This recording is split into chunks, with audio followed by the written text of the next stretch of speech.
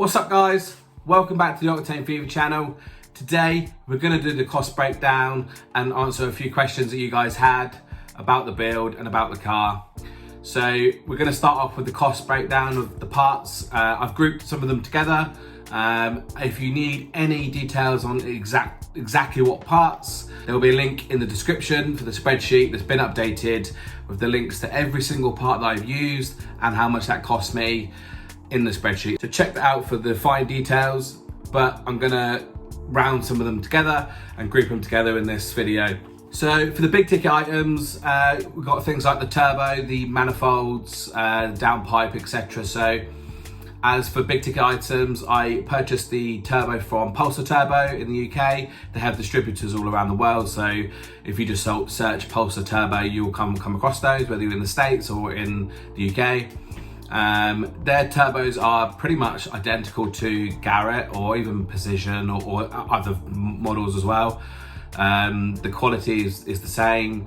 You know, people are using those turbos all across race applications, whether it's drifting, drag racing, circuit racing. There's no issues with reliability, and customer service is top notch. I've had to get a hold of them for V-band bolts, etc., and they've been fantastic. So highly recommend R32. I'm not affiliated with any product, and that's true for all of the products that you see and have seen.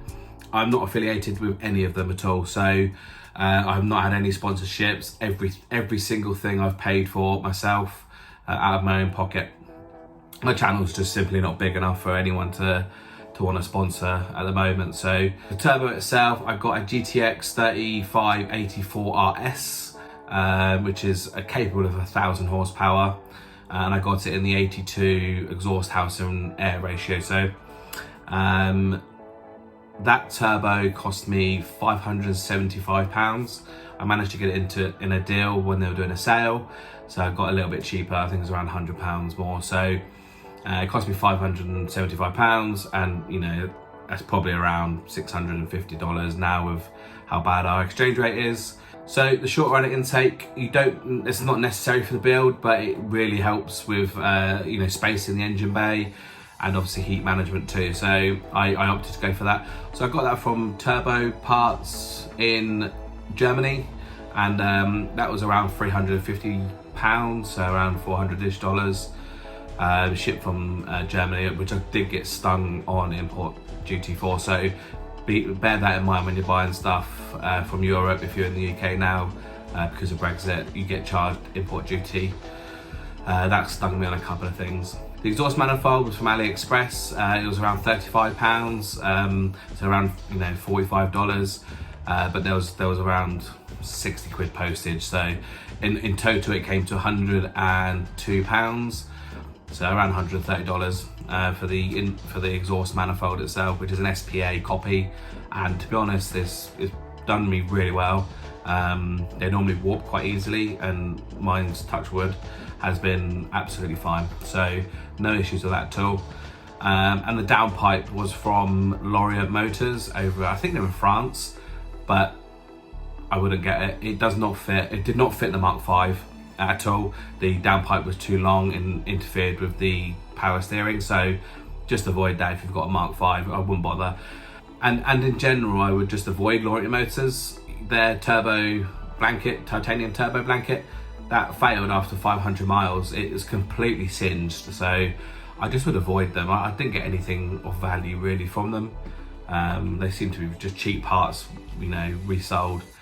So they were the main items: the turbo, the downpipe, the manifolds, etc. And obviously to accommodate those, you need hoses. So I opted to go for stainless steel hoses all round with AN fittings. So you know, you got oil feed, oil return.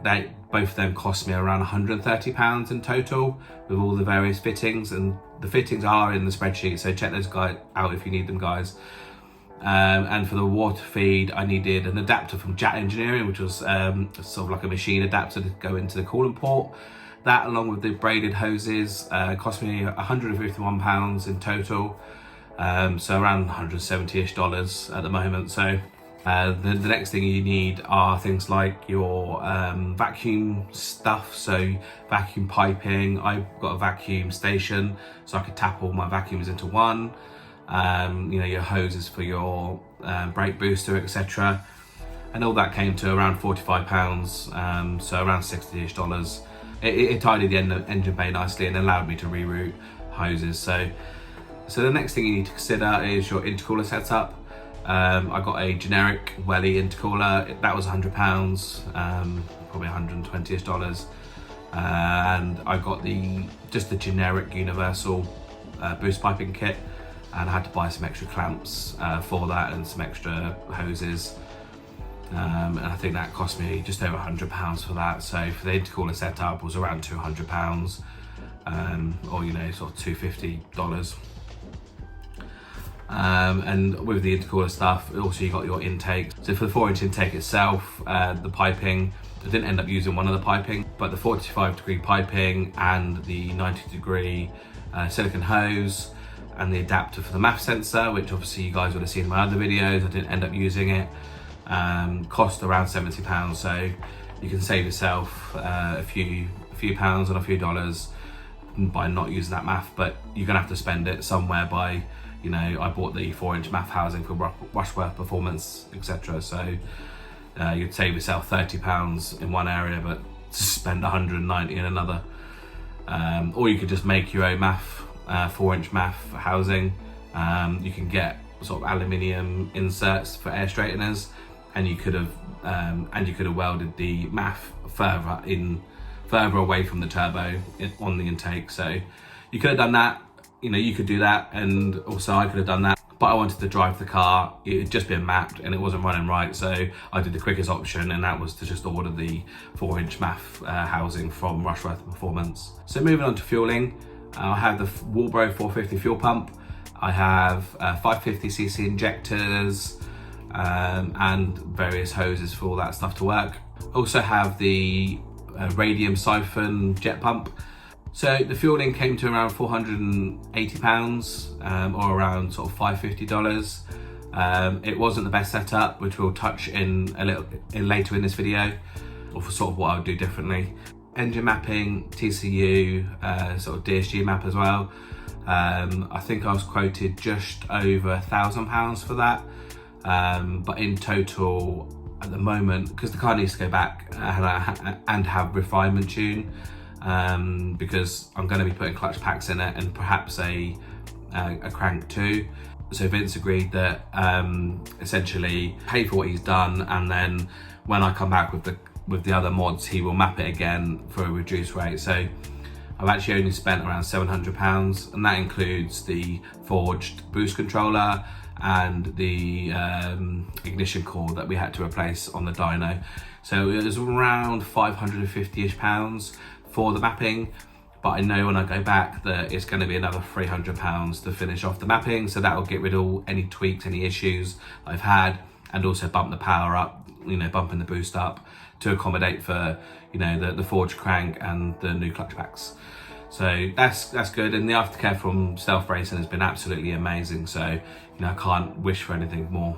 And that also included Vince putting a base map onto my car as well. So that base map allowed me to drive the car for 3 weeks without while I'm ironing issues out. So that was all included in the base mapping, in the mapping price. So misc items, there's quite a lot of misc items, miscellaneous items that you just generally don't think about you need when you're doing a turbo build, that crop up as you go. So hoses, lines, adapters, clamps, Jubilee clips, just loads of things that you just wouldn't expect you needed. And I kind of think that those sort of things came to around £200 to £300 in total. So just bear that in mind when you're doing your own build. There will be things you have not thought about, or you need, or you've broken as you're fitting it, etc. So that was around £200 to £300. Again, most of it's in the spreadsheet to check it out. Then it came to consumables. So these are things that I highly recommend that you guys get when you start this build, just so you have them there and in handy. So things like gloves, get a decent pair. get a decent box of nitrile gloves, ones that are strong. They're not going to rip easy, and they're going to take chemicals. Just save yourself a lot of hassle. Get some decent gloves. Brake cleaner. I actually went through 14 cans of brake cleaner. I bought a bulk box and thought that'd be enough, but it's never enough. You just need to make sure everything's clean, especially when you're reassembling the engine, etc. So buy as much brake cleaner as you can. And the next thing would be this little mill piece. You would have seen it in some of my other videos. I used it to trim the throttle body. I used it to trim the turbo manifold. I also used it even to drill holes into the turbo manifold too, because my drill pieces just weren't touching it, but this mill piece made absolute light work of it. I'll leave a link in the spreadsheet to that item. It was an absolute godsend, guys, but saved my ass a fair few times. Next would be a paint pen, or a couple of paint pens, you know, a fine tip and also a fat tip. This was brilliant for marking anything to do with engine parts or rotation stuff, so like your exhaust rotations, you know, your internal components. Like I used it on the caps for the rods, the rod caps. So just absolutely perfect. Permanent paint pen is definitely a must. And one of the other things would be a decent torque wrench. So I had a cheapy, you know, Amazon style torque wrench, which was fine for sort of big torque, and I used it for the head bolts. But things that needed very specific sort of lowish torque, like the rod bolts, for example, the ARP rod bolts, that needed to be torqued to 40 foot-pounds. I didn't have a stretch gauge, which meant I could have used anything if I had a stretch gauge. But essentially the stretch gauge was like 200 pounds, or, you know, I just could not justify getting that.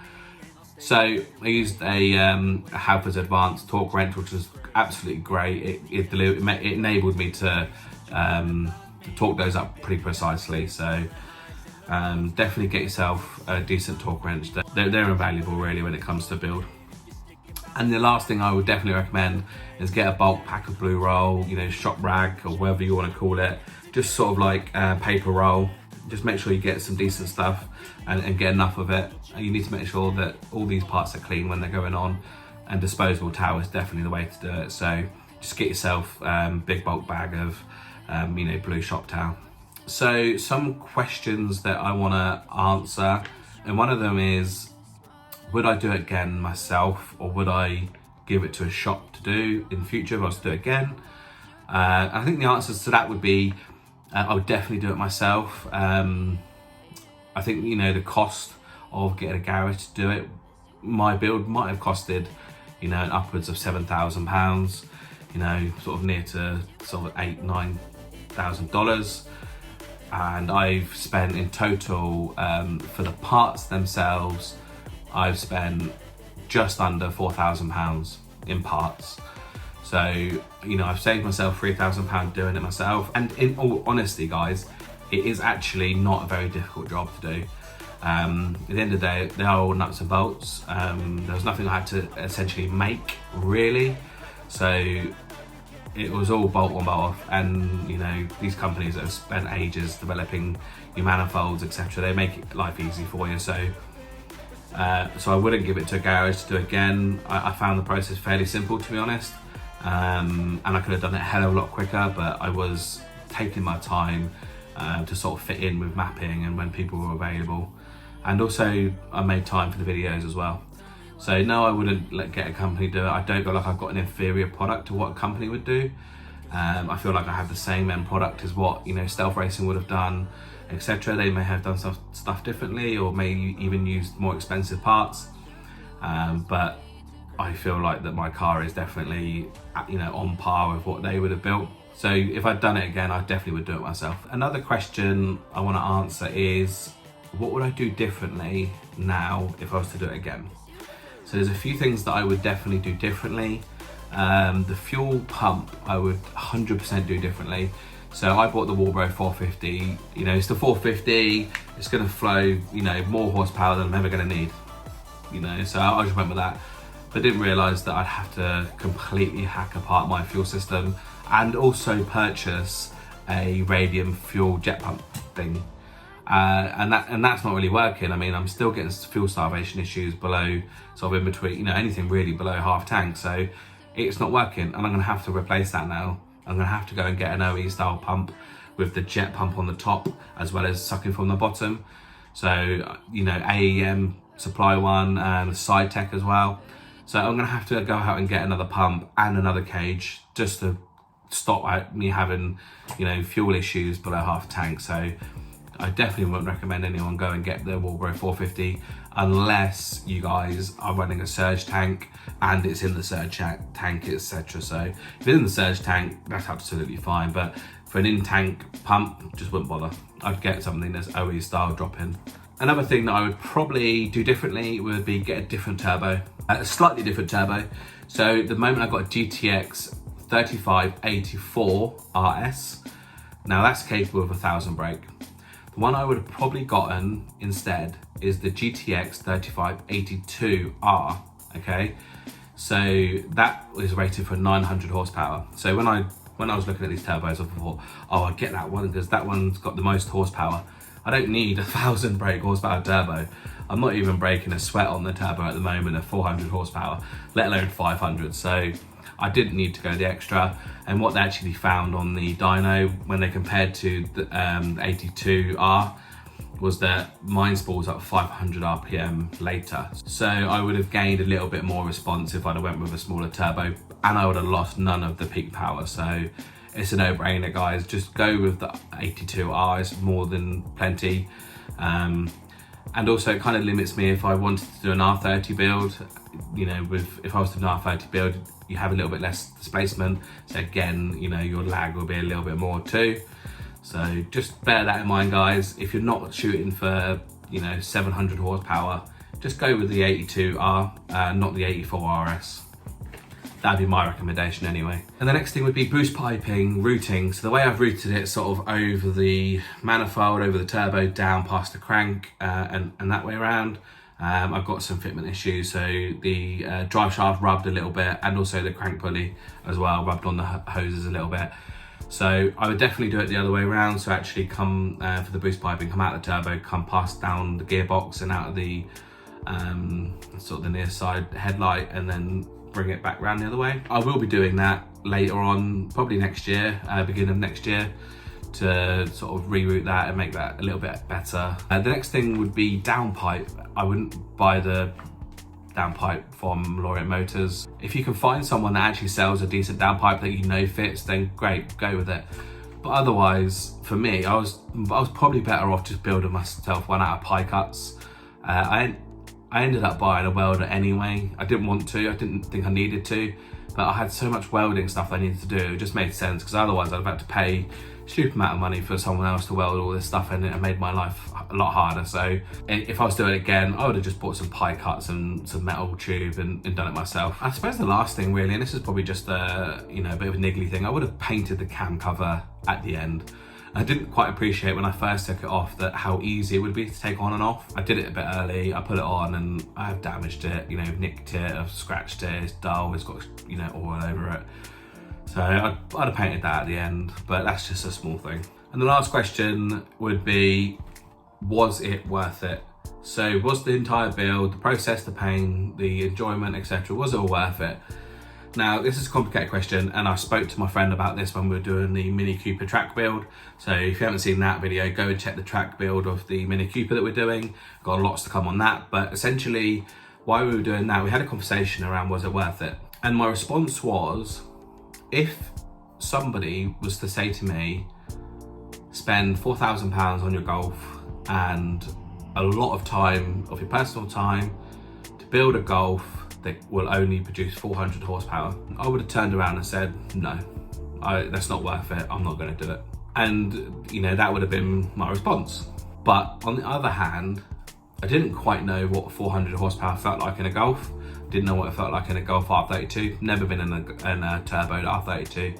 The most experience I've had with Mark 5s was, you know, in Edition 30s that were stage 2 plus and running 360 horsepower, and I knew they were fast. So now knowing how fast the car is at 400 horsepower, and I would have made that decision, I would have definitely gone for it. I think now I know, now I have all the information, I know how fast 400 horsepower is, I know how much I would have spent.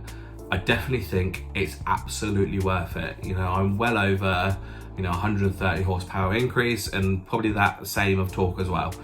You know, the car is drastically different when it comes to power.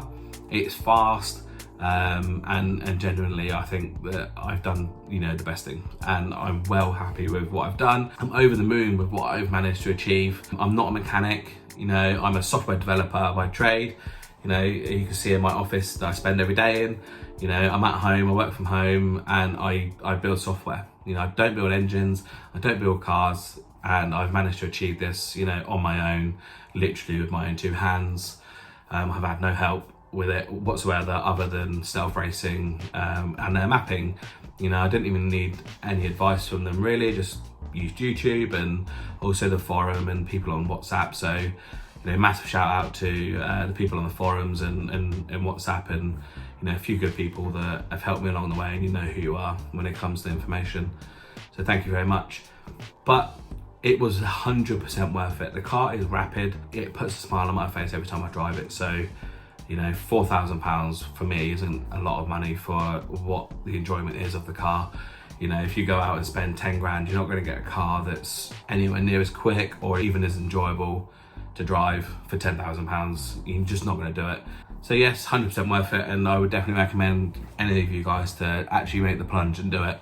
It is worth it, guys. And if you can get more horsepower than 400, you know, you're just gonna, anything over 400 horsepower, you guys are just gonna, you know, fall in love with it. It's gonna be great. And this isn't the end of the road for my car. I'm gonna be putting clutch packs in it. I'm gonna be putting a crank in it too. And we're gonna get it over the 500 horsepower mark. So 500 horsepower is the goal. But I'm slightly hoping for around 550-ish. So that's the next goal. So stay tuned for that. I'll be documenting it all on this channel, so don't forget to like and subscribe and all that good stuff. And a bonus question for you guys, and that is, what is the biggest bugbear with my car? So the biggest bugbear for me is the noise. So I had a Miltech decat non-resonated system all the way to the back, and I could hear the rookie noise, you know, from 10 streets away. It was amazing. It sounded insane. You know, I had the rookie noises all the time, you know, the famous R32 noise. I've all in a sense kind of lost that because of the turbo. The turbo sits inside the exhaust, which means that it muffles the exhaust sound coming out. So I get engine noise, I get exhaust no, and also get the turbo noise as well, which is great, it's a bonus. But I just feel like I've lost that pizzazz of an R32, which to me was really important. So that's why I'm kind of answering this question. If the noise of the car is really important to you, and you don't want any more power than, let's say, 450 horsepower, I would 100% seriously recommend getting a supercharger instead. So if I didn't want any more than 450 horsepower, I would have gone with a supercharger if I was to do it again. If I was to do it again and I didn't want more than 450 horsepower, I would have gone to the supercharger route. I would have kept my noise and I would have had the benefit of a supercharger sound. But for me, I didn't want 450 horsepower, you know. Ultimately I want, you know, as many as I can get, you know, 800 whatever. But at least my first step was 500 horsepower. That was the goal. As you remember back in the first video, my goal was 500 horsepower. So a supercharger would have never got me there. So I definitely made the right choice for myself when it comes to my power figures. But I just wanted to make a point that if noise is important to you and you don't want any more than 450, just consider a supercharger. You would get the power, you get linear power, but you just get all the noise, and also it's kind of a win-win. You don't get the heat, you get the noise, you get the supercharger noise, you still get the power, but you don't get, you know, as much torque. But that's kind of here nor there. So guys, thanks for watching. Don't forget to like, subscribe, and hit that notification bell. It helps the channel out massively if you like, subscribe, and do all that good stuff. I'm only a small channel. I want to grow. I want to bring you guys more projects, and I can only do that if you guys are subscribing and leaving me comments and, you know, helping me out as well. So I hope you've enjoyed. Let me know in the comments, guys, if you have any questions around anything I've covered, or maybe questions that I haven't answered. Thanks very much, guys, and I'll see you in the next video. I know you told your friend you're not okay, and tell me what's wrong and why you never said you